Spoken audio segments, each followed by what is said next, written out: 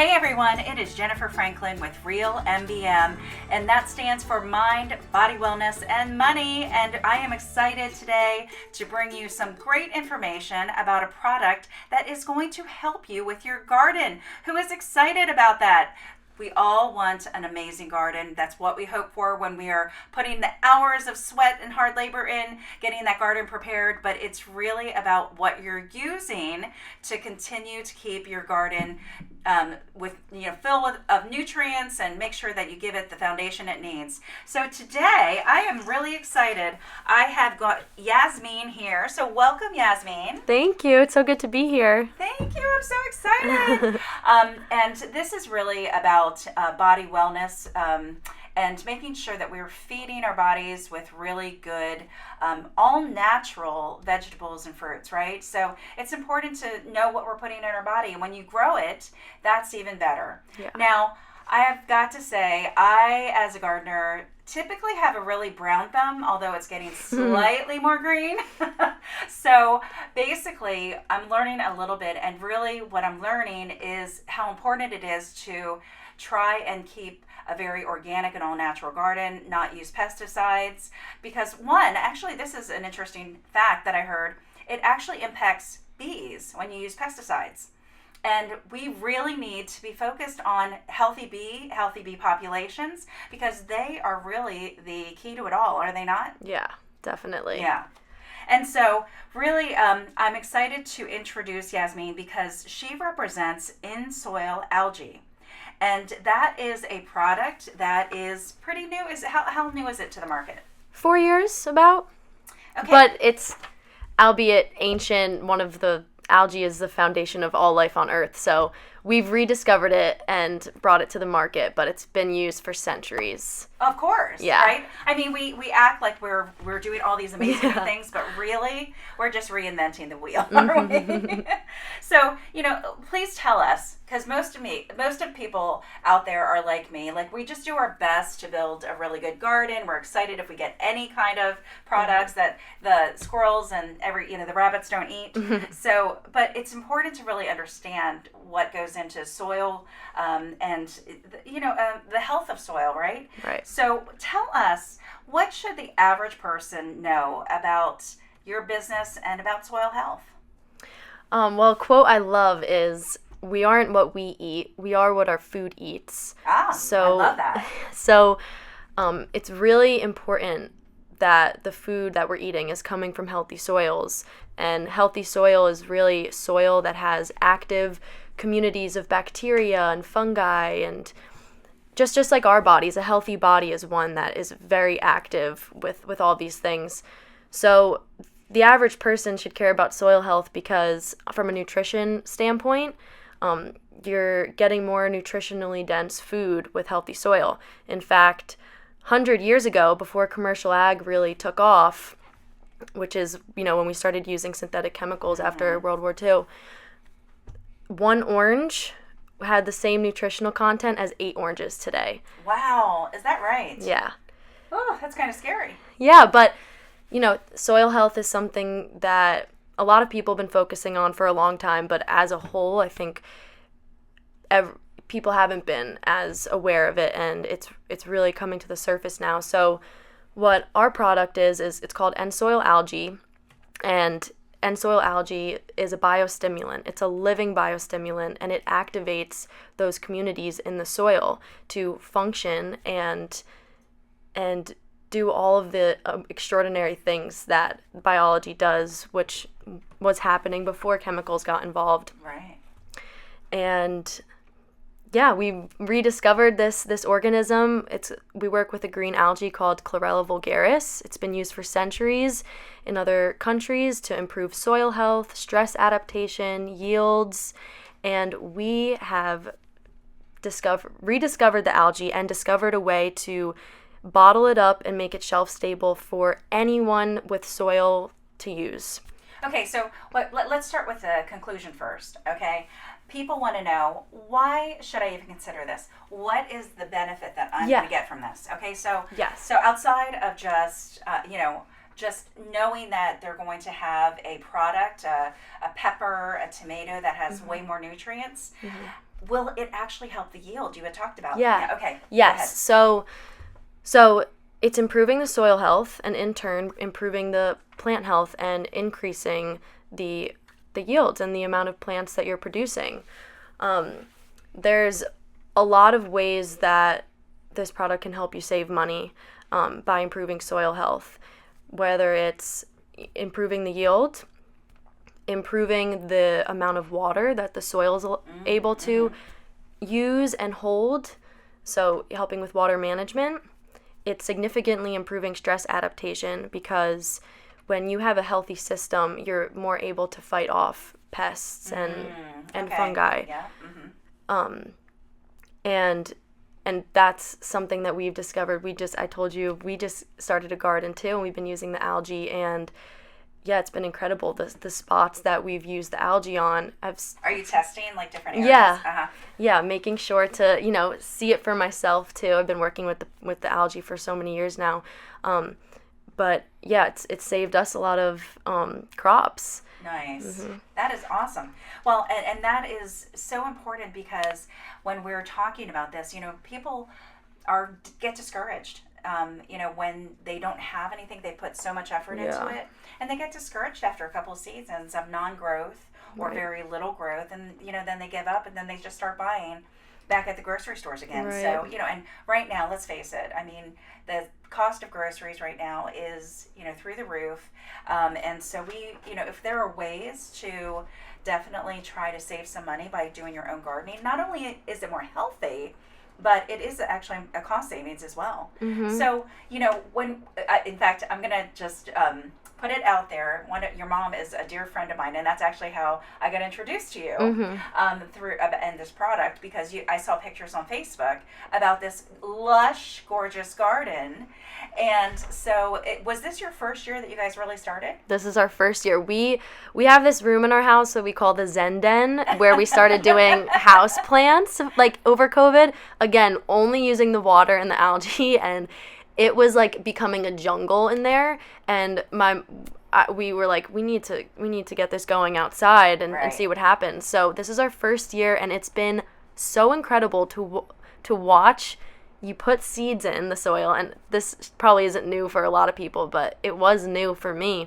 You put seeds in the soil, and you go out there and you observe and you take care of these seeds, and then it turns into food that you eat and share with your family. Like it's just something we're all, I think a lot of people are detached from. Yes. Whether it's lack of access or just lack of need because of the grocery store. That's been incredible. Well, it's so important, actually, and we're doing in the education field, they're doing a lot of scratch cooking.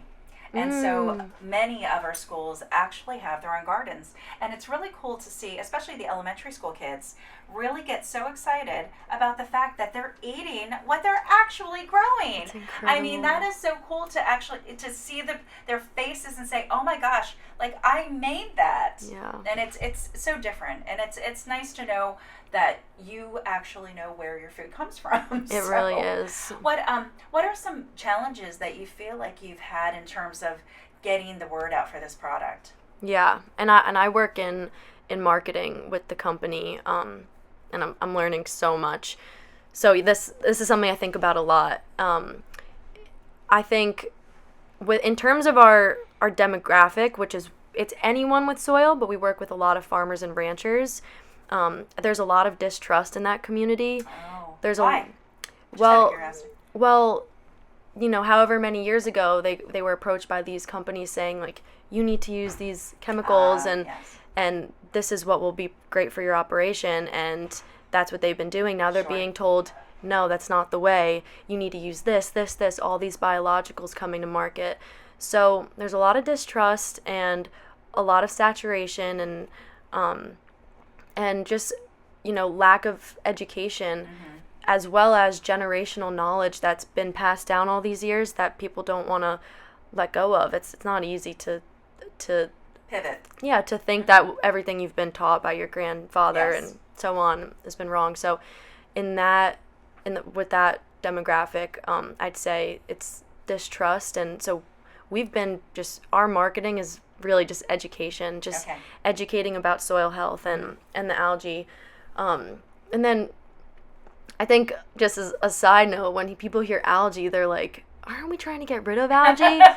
Like, people think of pond scum. Yeah, exactly. So I just want to put a disclaimer out there that the pond scum that you don't want and that's toxic, that is actually a blue-green algae called cyanobacteria. We work with a freshwater microgreen algae. So it's just something as small as that, too, that can be a barrier to people being curious. I will say, though, just once people are open to hearing about the algae, and then, adjacent to that, we're talking about the importance of soil health, how it can, make you more money and improve your crop production.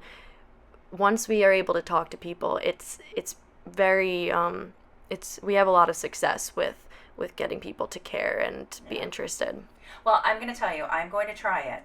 My garden. I should have brought you some. So, yeah, I know. I'll bring you some this weekend. So I'm going to try it on my garden. I'm going to report because I have a very big mouth. So I will make sure that everybody knows what the results are, because I have an existing garden now, and I'm constantly I kind of stack my planting so that I'm getting produce, kind of throughout the summer and well into fall. So believe me, I'm still actually doing some planting for my fall.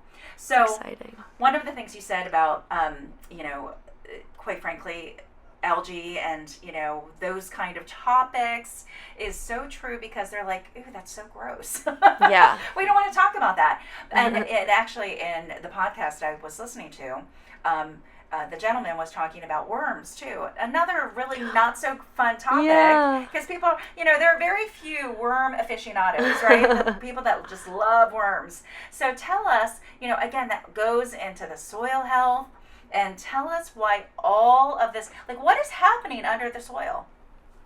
What's happening is there are microbes all around us, in the air, in our body. So many in the soil. Like Leonardo da Vinci said, we know more about the movement of celestial bodies than we know about the soil beneath our feet.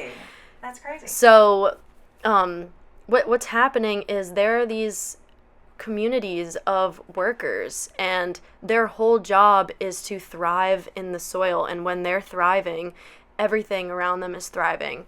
So there's little workers that are running around the soil and aerating it so that the water can get through. Right. There's workers that are converting nutrients from the atmosphere that aren't plant available yet into plant available forms. So let me just say that when we're applying synthetic NPK, is what we call it. It's nitrogen, potassium, phosphorus. That's like a basic formula for fertilizer. When we're applying that, it's plant available. So you're putting it on the plant's using it, but the workers aren't doing anything. Oh, I see. Okay. And that is why the soil it's dormant. The communities are in there, but they don't have to work. But I gotcha. With that being said, they're not doing sense. they're not doing any work. They're not fighting against pests and that all should be happening. Yes. Yeah. Yes, we want them all working. We want because when they're not working, that a lot of the chemicals we're applying are leaching out into the waterways and not being absorbed in the soil. That's true. Yeah. Yeah. Well, and again, like I said, I mean, it's actually impacting more than you might think, because the pesticides are impacting bees, and we're not seeing as many bees as we used to. Right. And therefore, that's not happening. And so I think that this is such an important subject. And again, it's not really about just ensuring that we have great crops, but it's also ensuring that we are good team players out there with the bee communities and the communities that are really helping us to have fresh fruit and fresh crops and doing a better job. So this working with nature and not against it. Absolutely. And I just wanted to say, if you had to talk to somebody that is interested in growing their own garden, right, and really have no idea where to start, is this a product that they start with? Is this a product that is part of the overall collective of put on their shopping list that they've got to invest in as they're getting their seeds and doing all that kind of stuff? Where do you use this product? Whenever you can get it out there is the best time.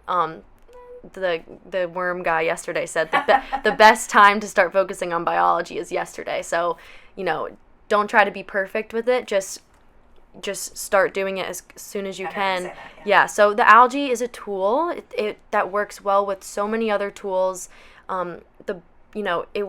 If you can get it out there when you're planting your seeds, you're setting up the seed for success, just like you try to set up your baby in the womb for success when it's still in there. That's perfect. But you can apply it all throughout the season, and we usually recommend 3 applications a season. We apply it, since I have a lot of it, we apply it every 2 weeks. You can't really overdo it. Okay. But there's so many other tools that work really well with it, and that I would recommend for a garden too, which is composting, adding some worms in there to break up the compost, and always keeping living roots in the ground as well. Living root, I'd say that. Like, So always trying to make sure there's roots in the soil, and keeping the ground covered as a layer of skin for the soil to protect all the communities in there and keep them active with those living roots. So that's confusing to me. And I'm sure if it's confusing to me, it's probably confusing to other people. So let's just use my green pepper plant now as an example. Okay, so I'm actually starting to see some little, and I don't know why, maybe I'm overwatering or underwatering, I don't know, I'm not sure, but I'm starting to see the edges get a little, they don't look healthy. Yeah. Starting to look a little healthy on some of the plants.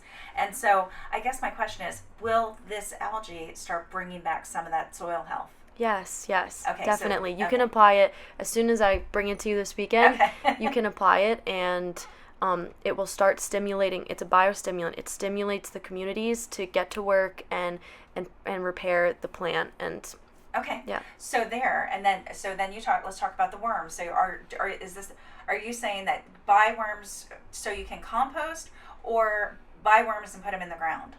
So I've only used worms in compost. Okay. So we have a compost bin, and honestly, you can buy worms from places. We just find ones that are like in our woods and put them in there, and they populate and they break up all your foods that you're putting in the compost so much quicker. Okay. Yeah, and they're thriving. Like, they're so happy to be eating all that food. Yeah. It's really incredible to see your food turn to soil. That's been really awesome too. So we're gonna have to talk about that on another episode. Yeah, we should. Composting. Because But I'd say for the garden, composting, putting a biostimulant like the algae out there, and then when I said living roots, maybe that was confusing, but just trying to always keep plants in your soil, because that will cover the soil and protect it from the sun, and keep the plants pull carbon out and all these nutrients out of the atmosphere for the soil. Okay. Yeah. So, for example, so I've got one area that I've pretty much let some of the weeds and all that stuff just kind of sit in there. Yeah. One, because I was a little bit lazy and I didn't pull them out. But so that's where I'm going to put my sweet potatoes. Awesome. Okay. So are you saying that it's better to have left those weeds in there until I'm ready to use the soil? Yes. Look at that. I was brilliant and I didn't even know it. Okay. Yeah. So, so that's great advice. Yeah. Because so oftentimes we're like, oh my gosh, that's an eyesore. I know. I need to take that out. But really, it's so much better for the soil to do that.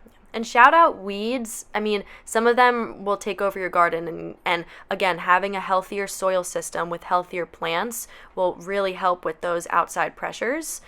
But weeds, I think they get a bad rep. Weeds are healers. A lot of the times you can see what kind of weed, and it will tell you what's happening under the ground. Wow. Sometimes a plant will come up because it's providing certain nutrients to the soil that soil needs. So observe your weeds, and don't be too quick to rip them out, especially if you are prepping the soil for. That is great information. Yeah. Oh my gosh, that's so smart. So are you saying that it's not necessarily good to pull the weeds in your other plants? Like if you have, let's just say you have a green pepper plant, should you not be pulling the weeds around it? Well, I don't know the answer to that. I just know that it's better to have those roots in the soil and in places that you're waiting to plant. Okay. And that also you should observe what weeds are popping up, because a lot of the times they're indicative of maybe a problem that's happening in your soil. That is so smart. Wow, who would have thought that? Weeds are healers. They're Band-Aids for the soil. Yeah. Okay, so do you know then what kind of plants should we keep in the ground to make sure that you're maintaining that cover? Yeah, Band-Aid? and we call it cover cropping when when farmers are in between their cash crops and they keep their ground soiled, keep their ground covered. I'm gonna shout out Green Cover Seed. They have a smart mix calculator where you can say where you live, kind of what your goal is, and it will spit out a cover crop mix for you. Every plant provides a whole nother microbial community with all these functions. So legumes are great for getting more nitrogen in your soil. So yeah, you can use a tool like that based on what you need to know what plants to keep in the ground. Oh my gosh, that was so worth talking to you today about that information, because you really can make sure that your ground, because we have the very clay-based soil here, and so it's really, really hard to grow anything in that clay-based soil. So that's why I use a lot of potters, because that way at least you can put just the regular good soil, that's already the potting soil and those kind of things. Right. But are you saying that even with our clay-based soil, for those people who might not want to have a million potters, and just actually find an area where they can plant, that all of these ideas will even help that kind of soil? Yes, definitely. And there's I have more information I want to send you about clay-based soil particularly, because I have people on my team that are farmers, and there's something called hugelkultur, where you're basically like putting a bunch of soil and mulch and compost on top of the clay, and slowly it's kind of digging into the clay and breaking up the clay. The algae is great for that too. It sends, it activates the communities to run around and aerate the soil. So yeah, if you have clay soils, it's different, and you're gonna have more success growing different things, but it's possible to grow food. That is amazing. Holy smokes. Well, that is such great information. I cannot tell you how excited I am. And, how can our listeners actually reach out to you? How can do you have something that we can provide to them in terms of putting it on our post and ensuring that they can get a hold of you? Yes, definitely. I can provide you with all that. Our company's called EnSoil Corp, and our website, which is under construction right now, is EnSoilAlgae.com. And our customer support, which is me and my coworker Camille, is info@enlightenedsoil.com. And we will talk to you for hours about algae, about your system, about other tools that can help. We're very, something unique I would say about us is we're very passionate about building relationships and being consultative and recommending all sorts of tools in addition to the algae. So yeah, we'd love to chat. That is so exciting. Yeah. Very, very exciting. Well, thank you so much for coming on today and giving us this information. It's not the last time I want to have you on, because again, we're going to get the product. I'm going to test it. And again, keep in mind, everybody, I do not have a green thumb. I mean, this is going to be used by somebody who has no idea what they're doing. So it's perfect for that. So if I can do it, anybody can do it. So I will definitely give an update to our listeners and let y'all know how it goes with my garden. But I would encourage you all, let's try it, everybody. Let's start growing our own food. And I'm actually really interested in composting now, and just let's make sure that we're feeding our bodies with the stuff that is only good and organic and is going to provide us the nutrients we want. So again, thank you so much for listening today. I am Jennifer Franklin with Real MBM Podcast, and I just wish you an amazing day. Thanks for listening. Yeah, you are such a